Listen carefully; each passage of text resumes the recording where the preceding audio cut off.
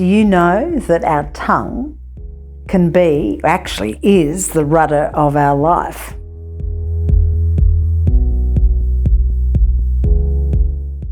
Our life is the ship and our tongue is the rudder.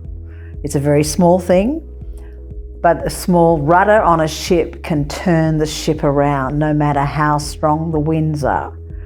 And our tongue actually can determine the direction of our life.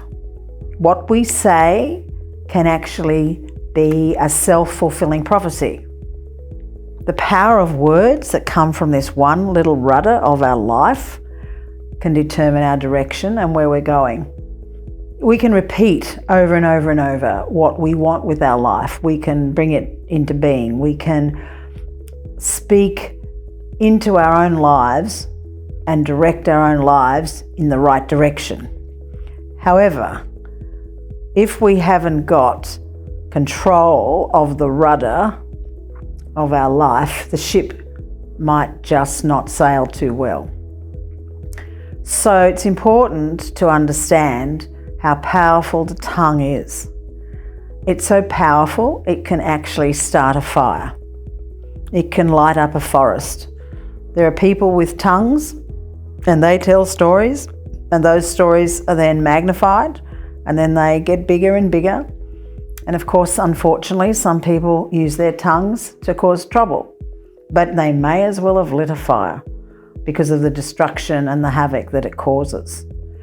And so, unfortunately, this one little organ in our body can do an awful lot of damage. But the strangest thing about it is that on the one hand, we can bless and encourage our friends, and on the other hand, we can curse our enemies with the same tongue. So we have to be very careful how we use it. So the tongue can do a hell of a lot of damage, and it can just set lots of things on fire. But so we need to make sure that there's three things in full alignment: the tongue and the heart and the mind. We have the power.